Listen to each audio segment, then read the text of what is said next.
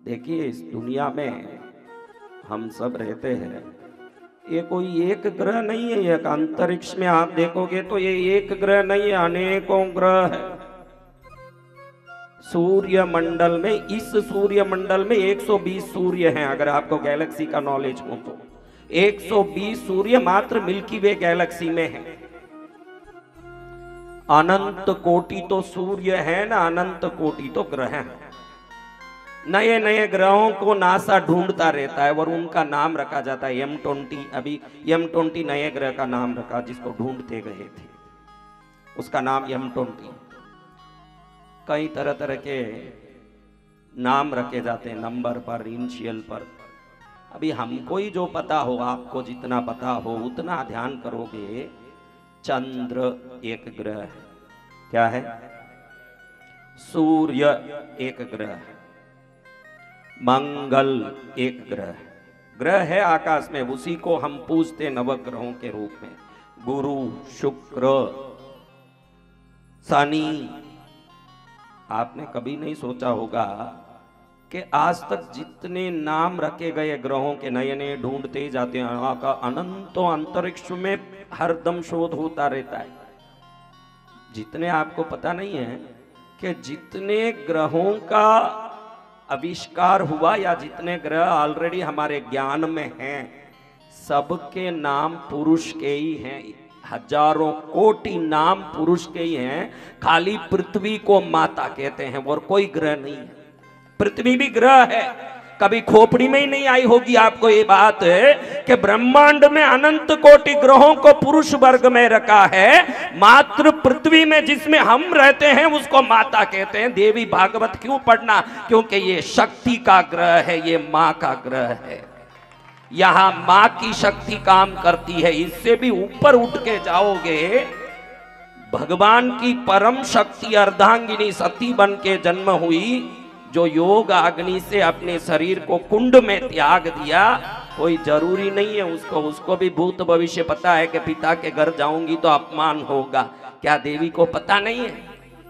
आप ये मत सोचना कि संसार को चलाने वाली को भविष्य का पता नहीं होगा। सोचने वाला मूर्ख होगा।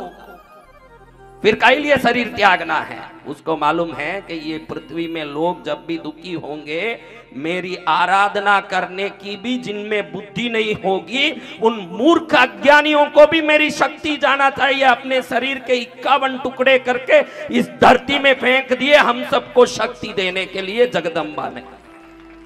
शरीर के 51 टुकड़े कर लिए कि भाई मेरे बच्चे खुश रहे अनंत युगों तक, उनके लिए मेरी बलिदान दूंगी। सती का बलिदान अज्ञानता से नहीं, कि बाप के कोई विडंबना से नहीं, हम सब पर दया करके भगवती ने शरीर धरती में डाला।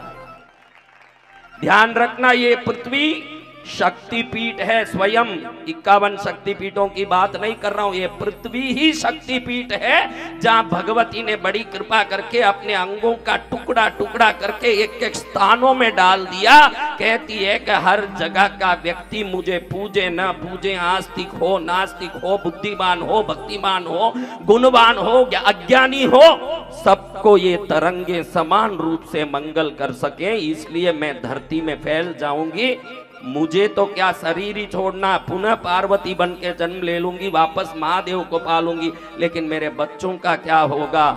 अनंत युगों तक इस मनुष्य समाज में जन्म लेके सुख दुख आदि प्रवाह में बहते हुए सदा निरंतर दुखी होते हैं। उन दुखी जीवों के लिए भगवती ने अपने शरीर का विलय किया। ये पृथ्वी ही शक्ति का धाम है और हम सब देवी के परम भक्त हैं। 2000 साल पहले, ये 2000 साल पहले जन्म लिए हुए धर्मों की तो बात ही नहीं की जा सकती। आप ध्यान रखना, धर्म वो होता है जो हमसे पहले उत्पन्न हुआ हो। धर्म वो नहीं होता जो आपने उत्पन्न किया। आपने उत्पन्न किया तो कर्म होगा, धर्म नहीं होगा। धर्म वो होगा जो सनातन होगा, आदि होगा, जिसका पहले हमसे पहले वो रहा होगा। कोई पैदा हो गया, देखो भाई बंद हो गया अपा तंबी, हाँ स्पीकर ऑफ वाइट। धर्म वो नहीं होगा जो आपने उत्पन्न किया। कोई कहे कि मैंने उत्पन्न किया धर्म, इसलिए जाके नमाज पढ़ो, सब नमाज पढ़ो।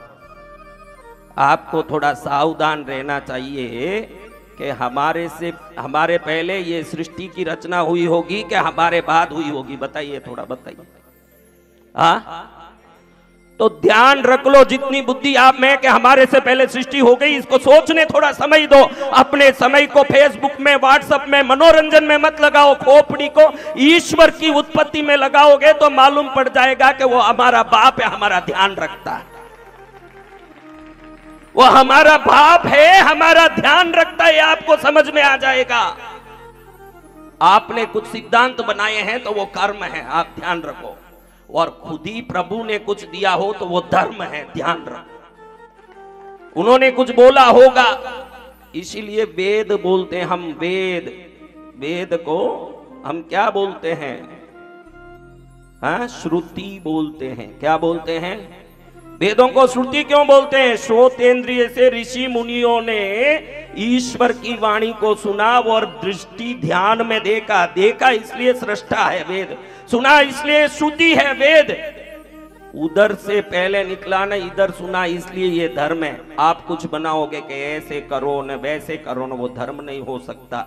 अनंत युग बीत गए, आप 2000 वर्ष पहले किसी सिद्धांत को बोल के बोलोगे कि ये धर्म है, उसके पहले ही व्यक्ति बोलना सीख लिया, चलना सीख लिया, हथियार बनाने सीख लिया, घर बनाने सीख लिया, तो फिर भगवान कौन? घर, हथियार और भाषा भी जिन्होंने सिखाया वो भगवान है। तू सब सीख लिया ना, बाद में कुछ सिद्धांत बनाए, वो धर्म नहीं है। हमारे कदम कदम को, इसीलिए हमारे ऋषभदेव भगवान को कहा जाता, अनंत युगों पहले जब सृष्टि की रचना हुई थी, कृषि मसी आदि उन्होंने सिखाया, ऋषि मुनियों ने समझा भगवान क्या बोलते हैं। ये धरती ही शक्ति की धरती है। क्या धरती है? क्यों महाराज? देवी भागवत का पाठ करना। शिव जड़ है बगैर शक्ति के, वो बीज हैं, उसके अंदर की शक्ति भगवती है। वो अंकुरित करके उस बीज में से पेड़ बना के फल देती है। आपका शरीर अगर शिव है तो उसमें रहने वाला प्राण ही शक्ति है। अगर वो निकल गया तो आप जड़ हो, सौ हो। ध्यान रखना, शिव बगैर शक्ति के सौ हैं, और शिव को शक्ति मिल गई तो फिर तो वो विश्वनाथ हैं। इतना फर्क आता है। विश्वनाथ तब बनते हैं जब जगदम्बा मिलती है। देवी भागवत क्यों सुनना महाराज? क्योंकि उस शक्ति ने देखने के लिए हमको आंख दिया, सुनने के लिए कान दिया, चलने के लिए पैर दिया।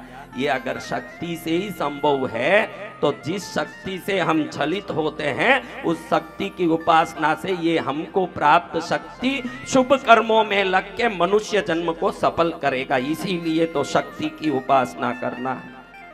किस लिए शक्ति की उपासना करना महाराज?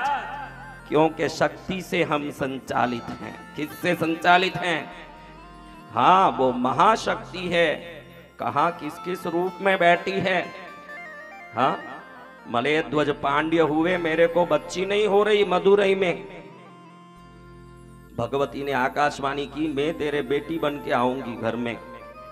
माँ तू आएगी तो कैसे मुझे मालूम पड़ेगा कि तू आई? हम तो राजा हैं, बहुत सारी रानियां, बहुत सारे बच्चे होंगे, तू कौन सी? हमको क्या पता चलेगा? मुझे 3 स्तन होंगे बेटा, मेरे 3 स्तन होंगे। अरे 3 स्तन वाली वो लड़की का फिर शादी कैसे करूंगा माँ? तू 3 स्तन वाली बन के आ जाएगी, शादी कैसे करूंगा?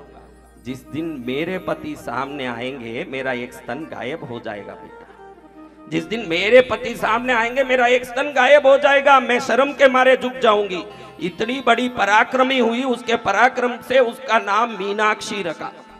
भगवती मीनाक्षी बन के आई। सब जगह झगड़ा करने जाएं, हर जगह झगड़ा करने जाएं, सबसे झगड़े। अच्छे अच्छे राजा महाराजा चक्रवर्तियों ने हथियार नीचे डाल दिए डर के मारे कि भगवती आ गई। कौन आ गई? कैलाश पर चढ़ाई कर दिया भगवती ने कि इसको भी देख लूंगी एक बार, कौन रहता है इधर कपाल मालाधारी, उसको भी संभालूंगी, उसका भी मैं ध्यान दूंगी। कैलाश पर चढ़ाई करके जैसे ही धनुष लेके तीर साधने लगी, एक स्तन गायब हो गया। क्या हो गया? उधर ही शर्म के मारे झुक गई कि मैं हर जगह लड़ नहीं सकती, दुनिया को मैं अपने शक्ति से जीतती हूं और मेरी शक्ति हारती है, वो परमेश्वर का चरण है। क्या है? उस जगह मेरी शक्ति हार जाती है। फिर भगवान सोम सुंदर और मीनाक्षी का विवाह हुआ। आज भी विश्व में मिसाल है। मीनाक्षी विवाह मदुरई तमिलनाडु में होता है अति दिव्य रूप से। आज तक विश्व में ऐसा विवाह 1 महीने तक उत्सव चलता है मदुरई। भगवती ऐसा रूप धारण करके खड़ी है। उसके अनंत रूपों की महिमा जितना बोलूं उतना कम है। मेरे पास तो शब्द भी कम है, ज्ञान भी कम है, बुद्धि भी कम है, विवेक भी मेरा कम है। फिर भी भगवती ने दया करके एक छोटा बच्चा मिट्टी का घर बनाता है, माँ को बोलता है मम्मी देखो कितना सुंदर घर बनाया मैंने, इसमें देखो कमरे कितने अच्छे हैं। तो माँ क्या बोलेगी भाई? हाँ, क्या बोलेगी? अगर माँ है तो क्या बोलेगी? माएं बैठी है उनसे पूछो। हाँ, अरे ये मिट्टी का घर है, ये कोई घर थोड़ी है। घर तो पैसे दे के खरीदा जाता है बेटा, ये घर नहीं है, ये तो बेकार का एक ढूंढा है, ऐसे बोलेगी? तो क्या बोलेगी?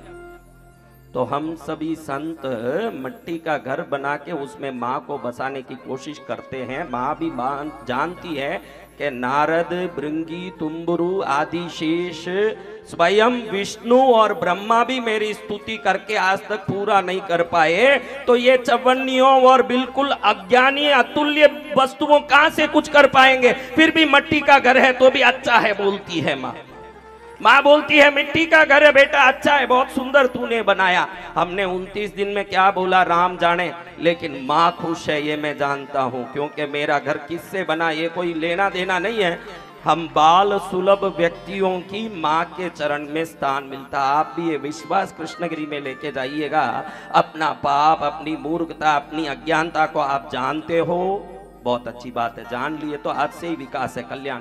नहीं भी जानते हो, आप अपने आप को बहुत होशियार, समझदार, विवेकी मानते हो, चाहे जैसे रहो, आप माँ के बेटे हो, माँ आपको मानती होगी, ये मन में ले लो।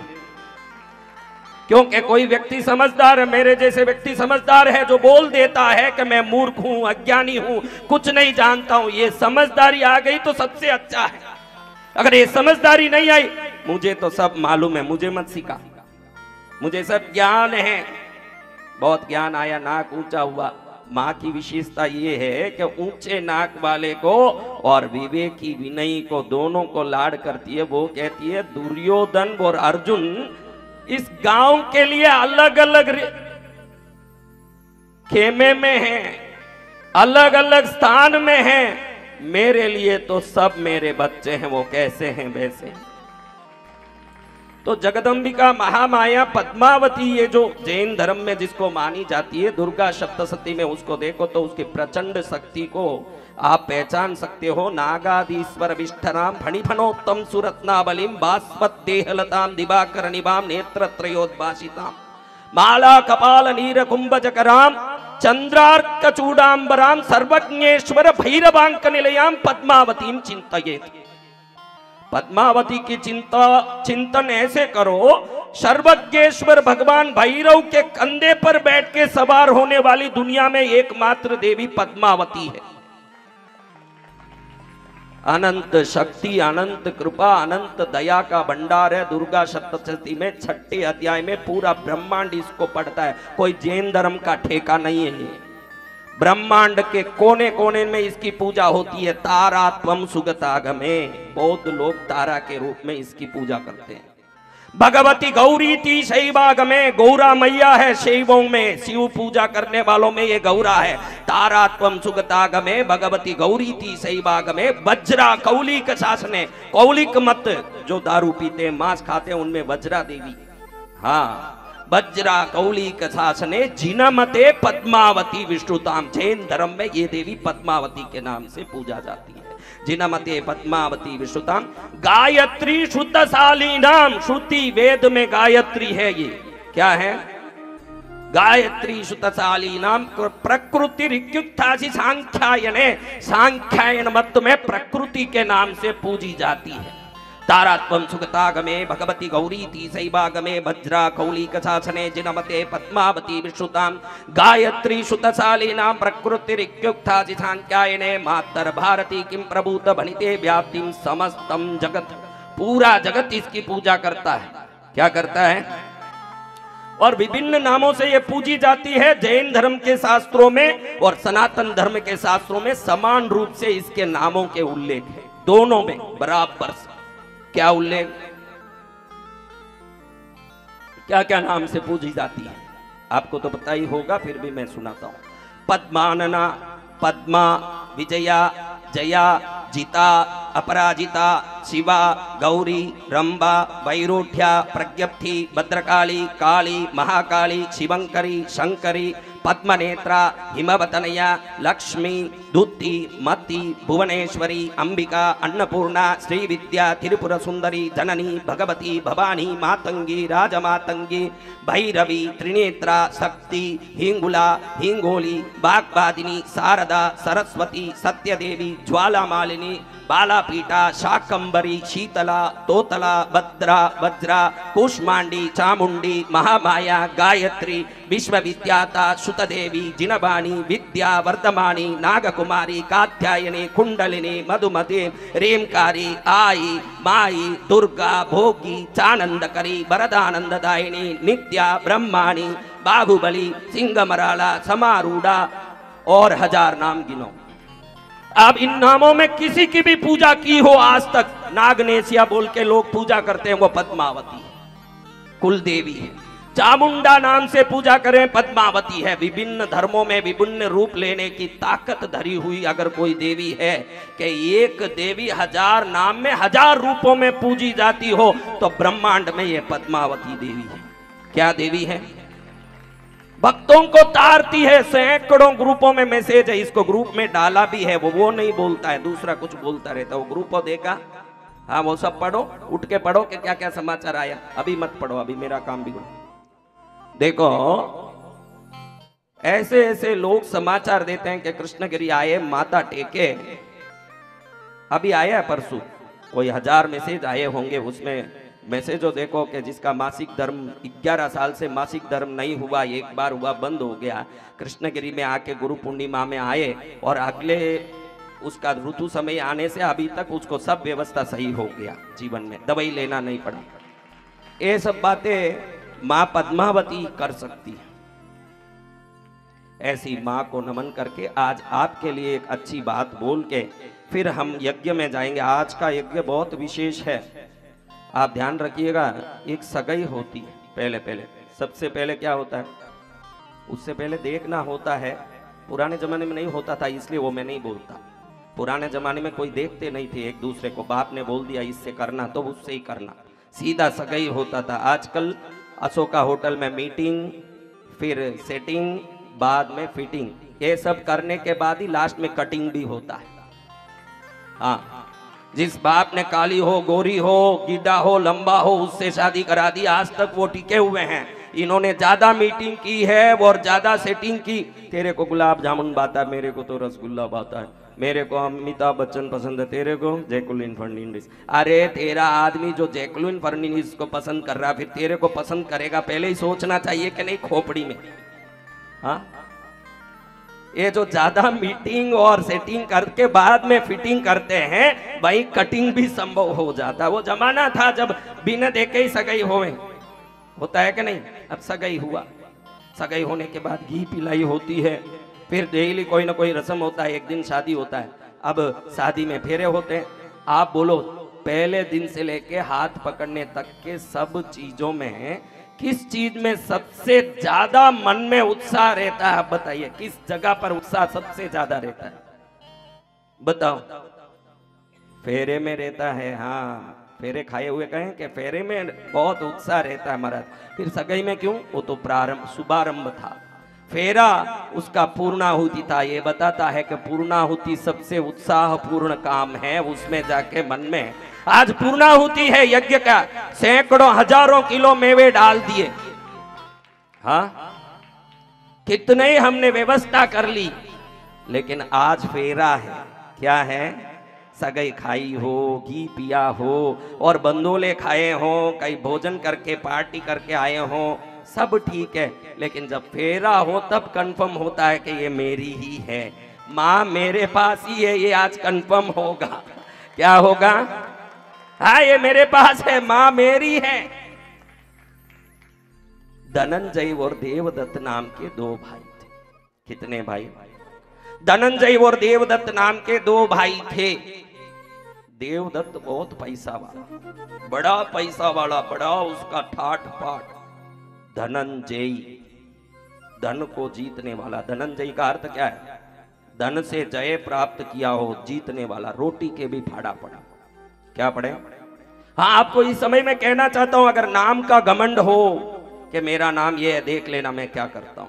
नाम का घमंड हो, गांव का घमंड हो। कई लोगों को, मैं बॉम्बे सिटी से आया हूं, थोड़ा नाक ऊंचा ही रहता, मैं बॉम्बे सिटी से आया हूं। ध्यान रखना, तेरा गांव कभी तुझे जूता मार सकता है, तेरा नाम कभी तेरा जूता मार सकता है। भगवती के चरण की भक्ति होगा तो जंगल में भी मौज कर सकता है। ये ध्यान रख ले, उसकी कृपा होनी चाहिए तेरे पास। हमारे इष्ट की, हमारे कुलदेवी की, हमारे आराध्यों के, हमारे गुरुओं के, हमारी परंपरा की कृपा हो गई तो 100 घर वाले खेड़े में भी निकल के अंबानी बन पाएगा। बाकी तो तुम मेट्रोपॉलिटन सिटी में बैठे होते हो, मेट्रोपॉलिटन सिटी में जन्म ले लिया, उससे क्या? तेरी अपनी औकात से तू पहचाना जाएगा। और औकातों का लेख तो मां करती है, औकातों का लेख तो मां करती है कि किसको कितना देना है, किसको कितना मिलना है, वो तो मां जानती है। कई लोग मेरे पास आके कहते हैं, महाराज बहुत डर लगता है, बहुत घबराहट होती है, कुछ आशीर्वाद दे दो, लाखों फिर गए आपसे, हमको भी तारो। नहीं तो ऐसे ही ये झारखंड से आ जाते हैं। कौन कौन झारखंड से आए? हाथ ऊंचा करो। बिहार से कौन कौन आए? बंगाल से कौन कौन आए? कर्नाटक से कौन कौन आए? गुजरात से कौन कौन आए? मध्य प्रदेश से कौन कौन आए? उत्तर प्रदेश से कौन कौन आए? कोई राज्य नहीं छूटा, कोई बाकी नहीं रहा कि कहां से कोई नहीं आया हो। लेकिन आपको बताओ कि आप यहां आए हो, उसका उद्देश्य को स्पष्ट कर लो। दुख मिटाने आए हो तो दुख तो मिट जाएगा, लेकिन वो दुख वापस नहीं आएगा, इसकी कोई गारंटी नहीं है। आपको अच्छे से स्पष्ट कर दूं, दुख मिटाने आए हो, संकट मिटाने आए हो तो आप फैमिली डॉक्टर के पास आए हो, सिर दर्द का दवाई ले रहे हो। सिर दर्द तो जरूर जाएगा क्योंकि दवाई दिया तो काम करेगा, लेकिन वापस सिर दर्द नहीं आने की कोई गारंटी नहीं है। आपको आज स्पष्ट कर दूं, किसी भी दुख को मिटाने आए हो तो अच्छी बात है, लेकिन भक्ति को ही पकड़ने के लिए अगर आप उद्यत हो जाते हो तो आपके पास ऐसी दवाई मिलेगी कि भविष्य में कोई बीमारी नहीं आएगी। संस्कार होना चाहिए, नीति होनी चाहिए, ईमानदारी होनी चाहिए, बुद्धि में स्वयं के विवेक का ज्ञान होना चाहिए, अपनी गलतियों को स्पष्ट देखने की शक्ति होनी चाहिए। उसके बाद माँ आपको लीला लहर कर देगी अगर आप में योग्यता, संस्कार, ज्ञान, गुण है। क्या है? हाँ, बिन मांगे मोती मिले, मांगे मिले ना। तो उस भाई को पूछूं, भाई क्यों डर रहा? भाई क्या है, इतना डर क्यों लग रहा? तेरा नाम क्या है रे? हिम्मत लाल। जो डरता है उसका नाम क्या है? हाँ। और बहन के घर में बहुत प्रॉब्लम है महाराज, बच्चों को खाने के लिए भी पैसा नहीं रहता, बहुत परेशानी है महाराज, बहुत दुखी हूँ, कुछ तो करो कि 2 पैसा आ जाए। बहन तेरा नाम क्या है? माँ लक्ष्मी। क्या है? माँ लक्ष्मी। भीख मांगे ने हिम्मत लाल तर काम पे और आया ये भाई के भाई मेरे को बहुत प्रॉब्लम है, शांति नहीं है महाराज। क्या रे तेरा नाम? शांति लाल। क्या है? अपने नाम पे मत जाओ, किस गांव में पैदा हुए मत जाओ, आपके जीवन में संस्कार और ईश्वर भक्ति है क्या देख लो। कई बार लोग मुझे पूछते हैं कि इतनी भक्ति करके भी मेरा काम नहीं हो रहा महाराज, तो क्या करूं? मैं उसको पूछता हूं, डॉक्टर के पास जाता है, दवाई लेता है, बुखार ठीक नहीं है हुआ, डॉक्टर के पास वापस जाता है, डॉक्टर पूछता क्या हुआ? अरे बुखार नहीं उतरा। अरे कौन सा दवाई लिया बता? अच्छा ये कलफाल 200 mg लिया, चलो जाने दो, इसी को 500 mg कर दो, हो जाएगा ठीक। डॉक्टर ने क्या किया? हाँ, डोज बढ़ा दी। तो आपके जीवन में आज एक अच्छी बात कहना चाहता हूं, जब भी भक्ति से काम नहीं हुआ तो भक्ति का डोज बढ़ाओ, इतना ही सिंपल काम। विश्वास में कोई कमी मत रखो, डोज बढ़ा दो। 200 mg भक्ति कर रहे हो तो अब कितना करना, और भी नहीं हुआ तो हाँ गोली छोड़ दें, वो तो बुखार में मरेगा। ये कोरोना में जितने मरे ना, भक्ति का डोज नहीं बढ़ा इसीलिए मरे होंगे। डोज बढ़ जाए तो आराम से जीत जाए, डोज बढ़ाते रहो। धनंजय बड़ा घबराता है, घबरा करके कहता है कि मैंने कोई पूर्व जन्म में किसी के खाने में मिट्टी डाला होगा, इसलिए आज मुझे रोटी नहीं मिल रही है। जब आपको पश्चाताप होता है अपने अविवेक का और गलत कामों का, तो जरूर आप समझ लीजिएगा कि आगे प्रकाश के लिए आपके जीवन में कृपा आना तैयार है। हमको हमारी गलती दिखनी चाहिए, गलती दिख गई तो उसी दिन से सुधार संभव है। कई लोग मानते नहीं है कि मैं गलत हूं। अरे गलत होगा तेरा बाप। हाँ, तो धनंजय रो रहा है, तो बड़ी कृपा से उसके द्वार पर एक मुनि आए। कौन आए? मुनि आके कहते हैं भवती भिक्षाम देहि। संतों का काम है भिक्षा लेना। तो वो कहते हैं महाराज हमको ही खाने नहीं है। मुनि दयालु थे, तुरंत अपनी दृष्टि से उन्होंने कहा, कांची जो तमिलनाडु में है, कांची, इधर एक राजकुमार था जिसका नाम था शत्रुमर्दन। क्या नाम था? उसका एक दोस्त था, मित्र, उसका नाम था हेरंब। क्या नाम था? दोनों जंगल में शिकार करने गए, भटक गए, खाना नहीं मिला, बहुत तड़प गए। उधर एक मुनि का कुटीर दिखा, उधर जाके ये खाने के लिए मांगे कि भाई कुछ दे दो, बहुत भूख से हैं महाराज, कुछ खाने दे दो। मुनि ने कहा भाई हम तो संत हैं, हम यहाँ विशेष खाना नहीं रखते, ये आटे को पानी में मिला के पी लेता हूँ, 30 साल से ये पटोलिया ही पीता हूँ और नहीं खाता हूँ, मैं तो तपस्वी हूँ भाई, तुमको चाहिए तो तुमको भी पटोलिया दूं।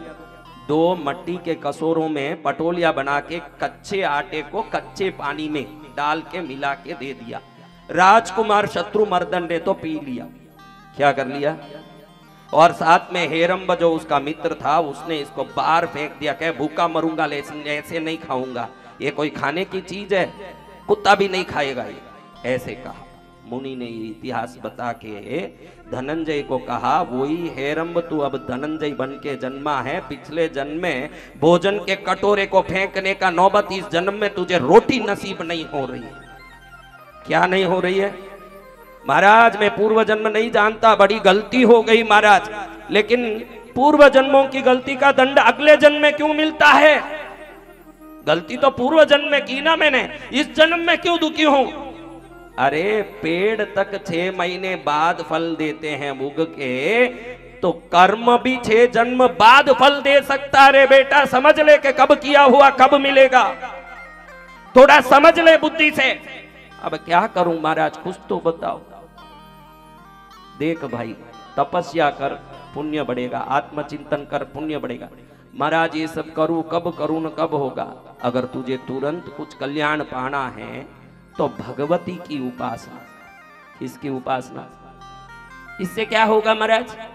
अरे मूर्ख, वही एक माँ है जो किसी को भूखा नहीं देख सकती रे मेरे भाई, वो भूखा नहीं देख सकती। दुनिया का बाप कह देगा थोड़ी देर बैठ मैं काम करके आ जाऊं फिर खाना, माँ कहेगी कि मैं काम छोड़ दूं पहले तू खा ले।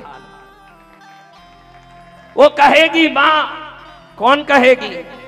बाप कहेगा पहले काम करके फिर खाओ, बात खाने की बात बाद में करो। माँ कहेगी काम की बात बाद में करो। फर्क किसना? तो मुनि को पूछता तो फिर कैसे उपासना करो? अरे ये माँ के अनंत रूप है रे बेटा, वाराही, मातंगी, छिन्नमस्ता, धूमावती, बगलामुखी, पद्मावती। अभी वापस इतना नाम लूं तो और ये नए नाम लिए मैंने अभी, ऐसे हजारों नाम लेते रहूं, देवी भागवत को अपना 19 जन्म तक करते रहेंगे। लेकिन उन्होंने कहा कि इसमें तेरे अन्न के दुख को मिटाएगी अन्नपूर्णी। कौन मिटाएगी?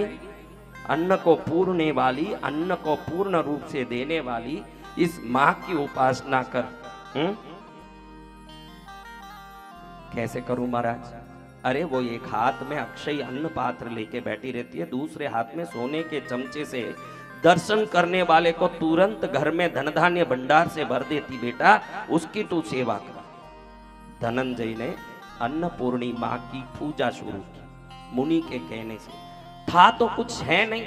सबसे बड़ी हमारी इस धर्म में, भक्ति में, भारतीय संस्कार में एक विशेषता है कि आपके पास द्रव्य नहीं हो, आप मानस उपचार पूजा से भी देवता को रिझा सकते हैं। देवता द्रव्य से नहीं, आपके भक्ति से खुश होते हैं।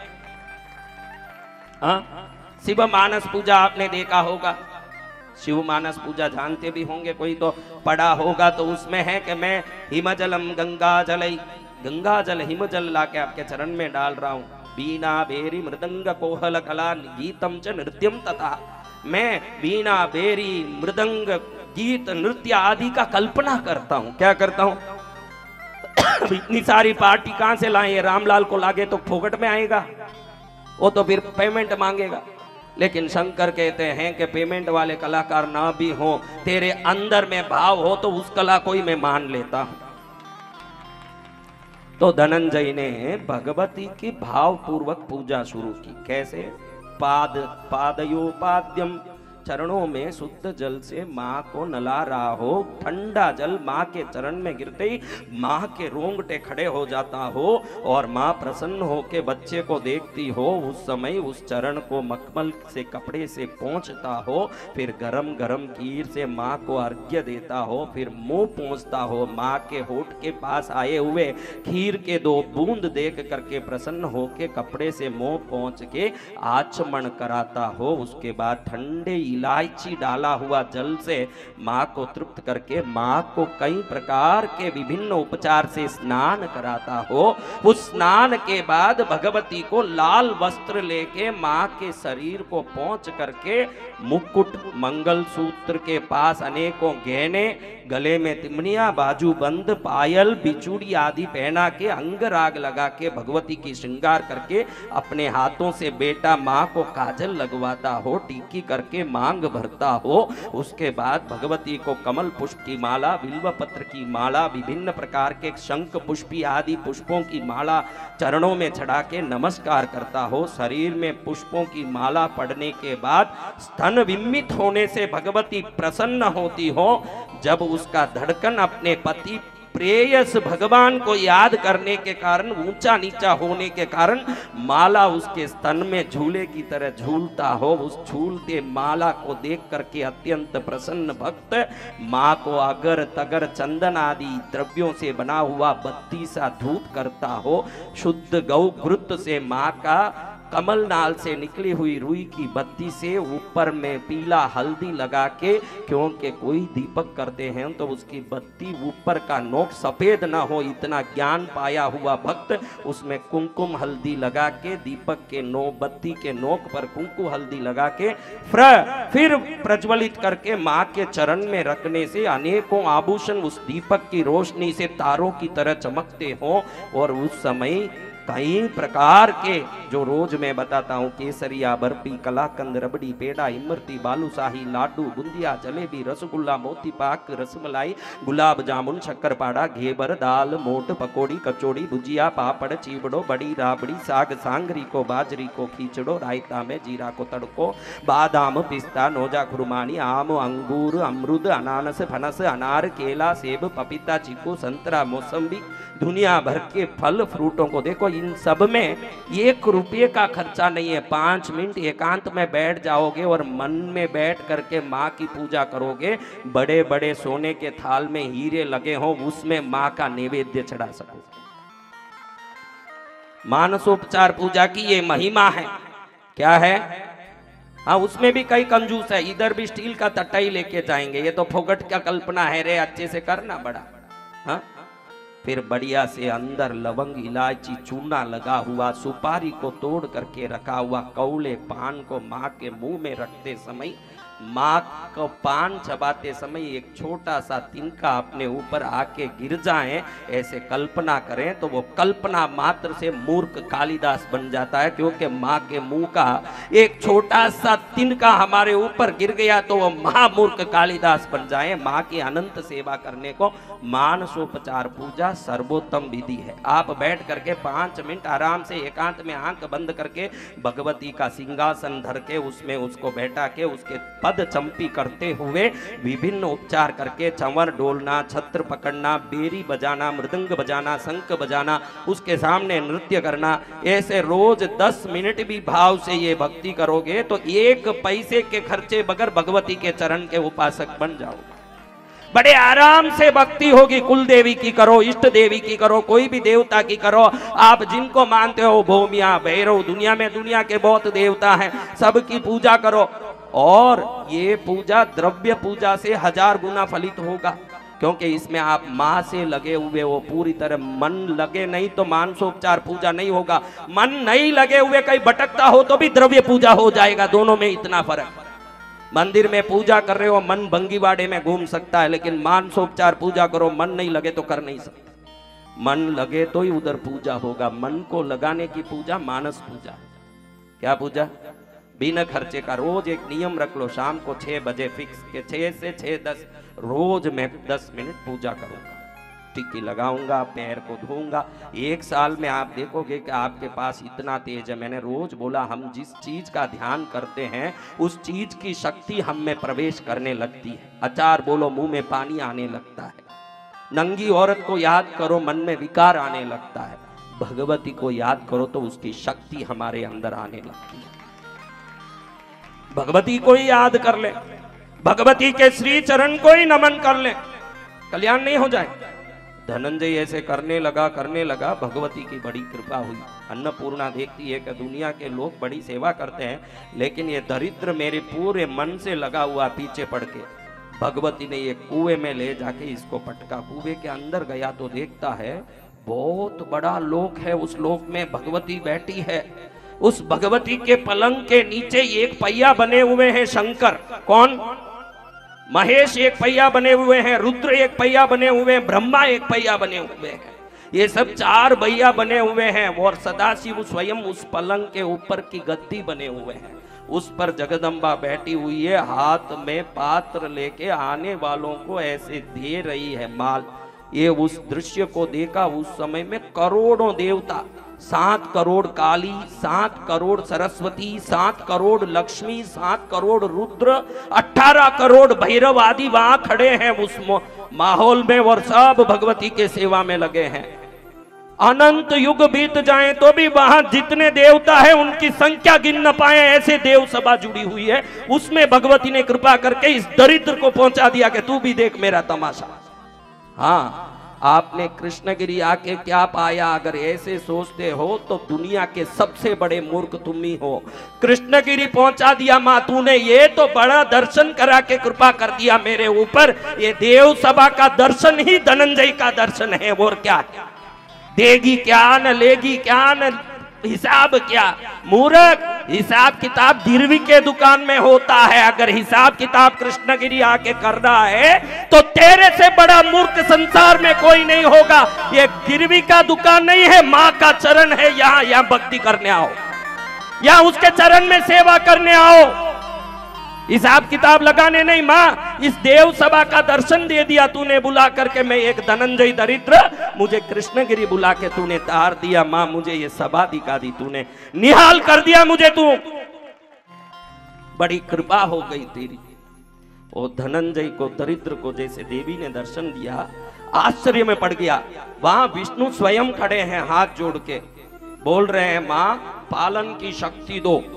ब्रह्मा क्या बोल रहे हैं? सुनने के लिए खड़ा है। ब्रह्मा बोल रहे हैं कि आगे के युग में सृष्टि करनी है, माँ सृष्टि की शक्ति दो। नारद बोल रहे हैं, माँ ये महती वीणा में मैं संगीत भरो। नंदी कह रहे हैं हाथ जोड़ के, माँ परमेश्वर की सेवा कर सकूं वो ताकत दो। उधर देखें तो सूर्य खड़े हैं, फीके क्यों खड़े हैं?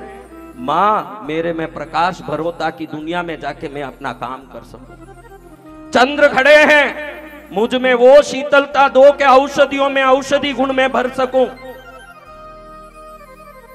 दुनिया के सभी जीव जंतु वहां अपनी अपने स्वभाव अनुसार भीख मांगने खड़े हैं। धनंजय को भी नंबर लगा, वो बारी में निकला। देवी ने बोला, मूर्ख, काशी में इस संसार की शक्ति मैं प्रकट होने वाली हूं। उधर मेरा नाम अन्नपूर्णा नाम से जाना जाएगा। आज तक मेरे मंदिर इंद्र ने बनाए, चंद्र ने बनाए, नारद ने बनाए, ब्रह्मा विष्णु ने बनाए, चक्रवर्तियों ने बनाए, राजा ने बनाए। विश्व इतिहास में तेरा नाम अमर होगा कि एक दरिद्र ने काशी में अन्नपूर्णी के मंदिर की स्थापना किया। हे धनंजय, तो परम दरिद्र रहा और दुखी रहा कि मैं दरिद्र हूं। आज से दुनिया तेरी सेवा करेगी कि अन्नपूर्णी जो पाताल में बैठ करके विष्णु ब्रह्मा को भीख देती है, उसका स्थापना धनंजय दरिद्र ने किया है, उसकी स्थापना तू करेगा। मां, मुझे से दरिद्र की ये भाग्य, ये कैसे? अरे दरिद्र होगा तेरा पूर्व भाग्य। जिस दिन तूने मुझे स्मरण कर लिया, जिस दिन मेरी तो भक्ति कर ली, उसी दिन तू पुण्यवानों में आ गया है। अब तू दरिद्रों में नहीं रहा, तू पुण्यवान है। भगवती ने काशी में वो स्थान बताया जिस स्थान में अन्नपूर्णा का मंदिर बनना है। उसी धनंजय दरिद्र से युगों पहले जो मंदिर बना, वही काशी में आज भी अन्नपूर्णा मंदिर के नाम से युगों युगों से लोग पूजा कर रहे हैं। एक दरिद्र ने बनाया है वो मंदिर। आपके मन की दरिद्रता मिट जाए इसलिए ये कहानी बता रहा हूं कि दरिद्र हो तो अपने घर में रखो, भगवती के चरण में आए हो तो उसके कृपा पात्र हो, ये विश्वास लेके जाओ कि मैं तो धनंजय था। क्या था? मैं तो धनंजय था, दरिद्र। अब भगवती की कृपा का भाजन बना हूं मैं, भगवती की कृपा का 29 दिन से कथा सुन रहे हैं।